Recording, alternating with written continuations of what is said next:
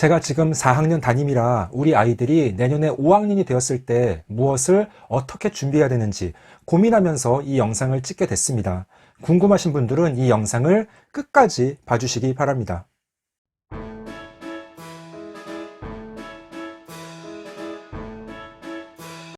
안녕하세요. 반갑습니다. 초등교사 해피 이선생입니다. 오늘은 새학기 초등 5학년 무엇을 준비해야 되는지 한번 알아보도록 하겠습니다. 그럼 지금 바로 시작하겠습니다.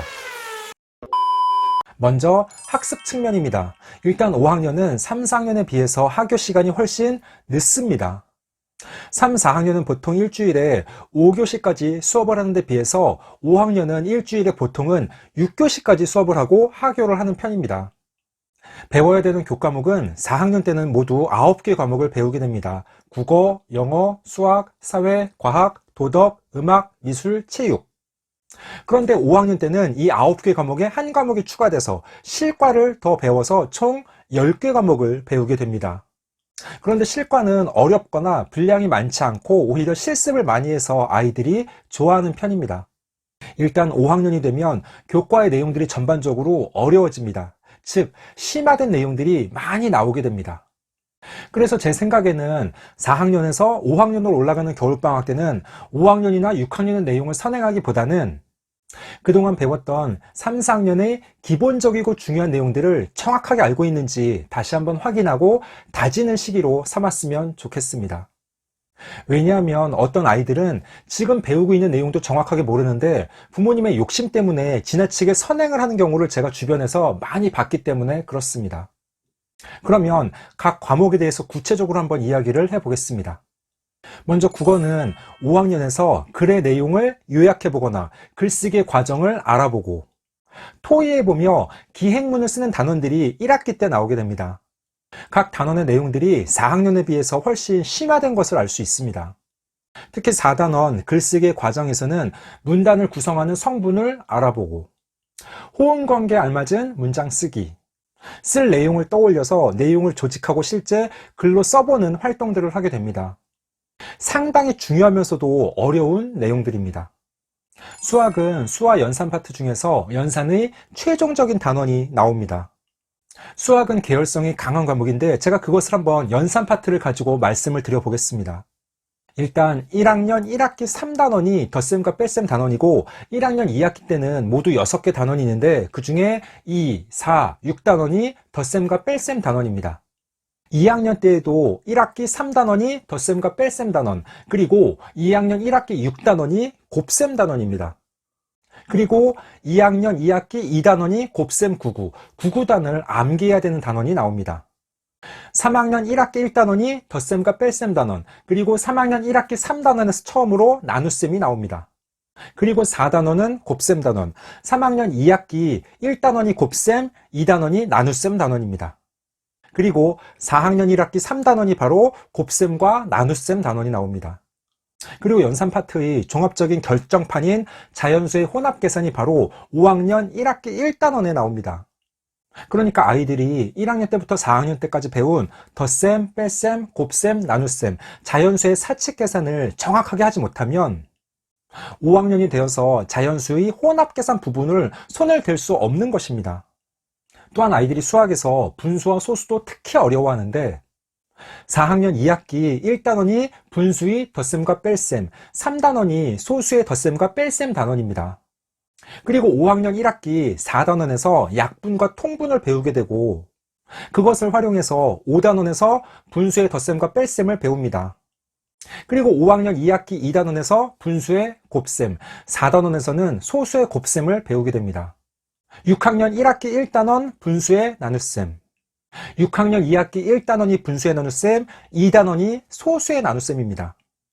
그러니까 제가 이렇게 장황하게 소개하는 이유는 수학은 워낙에 계열성이 심한 과목이라서 우리 아이가 5학년에 올라가기 전에 3학년과 4학년에서 배웠던 수학의 내용들을 정확하게 알고 있는지 반드시 확인을 하셔야 된다는 것입니다. 과학도 배우는 내용들이 심화됩니다. 그래서 5학년 1학기 때 배우는 단원들은 온도와 열, 태양계와 별, 용해와 용액, 다양한 생물과 우리 생활 등 과학의 각 영역, 물리, 화학, 생물, 지구과학, 그 내용들을 각 단원에서 골고루 배우게 됩니다. 그리고 3회는 1학기 때 국토와 우리 생활, 인권 존중과 정의로운 사회라고 하는 단원을 배우게 되고, 사회 5학년 2학기부터 6학년 1학기까지는 사회 시간에 한국사 내용들을 집중적으로 배우게 됩니다. 그래서 4학년 겨울방학 때 아이들에게 한국사 관련한 책들을 미리 읽게 하는 것도 좋겠습니다.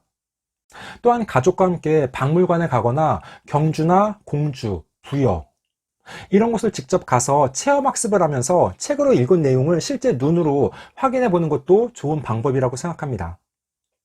5학년이 되면 아이들이 스스로 공부를 잘하는지 못하는지 파악을 하고 다른 친구들에 대해서도 공부를 잘하는지 못하는지 판단을 내립니다.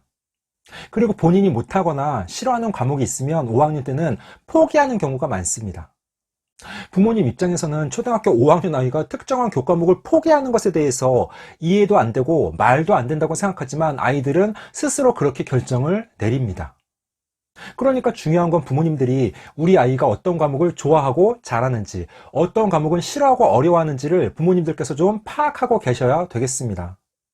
5학년부터는 각 교과목의 전체적인 내용들이 정말로 어려워지기 때문에 아이가 특정한 교과목을 포기해서는 중학교에 가서 정말로 따라갈 수 없게 됩니다. 다음은 생활 측면. 5학년 때부터 사춘기가 오는 아이들이 많습니다. 그리고 이 시기부터는 부모님들과의 대화보다는 친한 친구, 또래를 훨씬 중요하게 생각합니다. 또한 5학년들은 휴대폰을 가지고 있는 아이들이 대부분이기 때문에 반 친구들과의 단톡방 또는 친한 친구들과의 단톡방에서 온라인 대화를 하는 경우가 많습니다.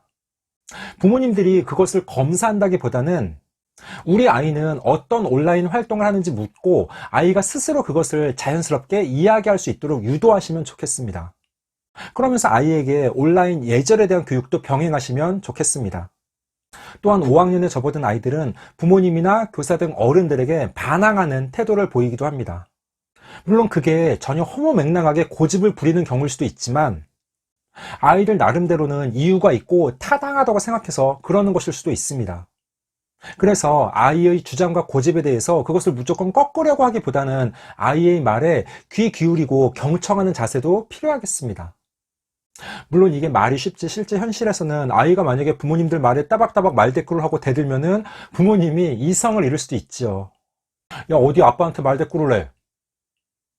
아빠가 네 친구야? 그리고 이성에 대한 호기심도 많아지고 실제 이성 교제를 하는 경우도 많습니다. 이성과 사귀다가 헤어질 경우에는 많이 속상해하고 또다시 새로운 이성과 사귀게 되고 그것을 반복하는 아이들도 많이 생기게 됩니다.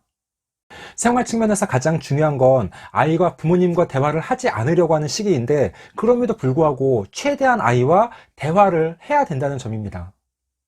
아이가 좋아하는 연예인이나 게임에 대해서 부모님이 관심을 갖고 먼저 그런 방향에서 자연스럽게 대화에 물꼬를 트는 것도 좋은 방법이라고 생각합니다. 또한 이 시기 아이들은 연예인에 대해서도 관심이 많고 특히 여자아이들은 화장이나 옷 등 본인을 꾸미는 것에도 많은 시간과 돈을 투자합니다. 그것을 무조건 못하게 하기보다는 우리 아이가 어떤 제품을 사용하는지, 질 낮은 제품을 사용하면 피부에도 안 좋을 수 있으니까 아이와 함께 올리브영 같은 데 가서 아이의 화장품을 부모님이 사주셔도 저는 좋다고 생각합니다. 다만 그럴 경우에는 아이의 화장에 대해서 부모님과 아이가 적당한 선에서 타협을 해야 된다고 생각합니다.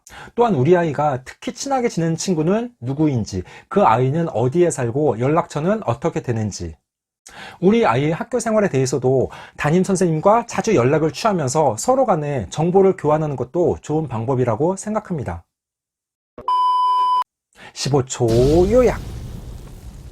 초등 5학년 새학기 준비, 무엇을 해야 될까요? 먼저 학습 측면에서는 4학년 때까지의 내용들을 정확하게 알고 있는지 다시 한번 확인하고 복습하는 시기로 삼는 것이 좋다고 생각합니다. 특히 우리 아이가 3, 4학년의 수학 내용을 정확하게 알고 있는지 반드시 확인하셔야 되겠습니다. 다음으로 생활 측면, 5학년은 사춘기의 시작입니다. 우리 아이의 친구 관계에 대해서 부모님들이 관심을 갖고 최대한 우리 아이와 대화의 시간을 가져야 되겠습니다. 오늘은 초등 5학년 새학기 준비에 대해서 이야기를 해봤습니다. 앞으로도 보다 더 유익하고 재미있는 영상을 가지고 꾸준하게 계속 찾아뵙도록 하겠습니다. 이상 초등교사 해피 이선생이었습니다. 안녕.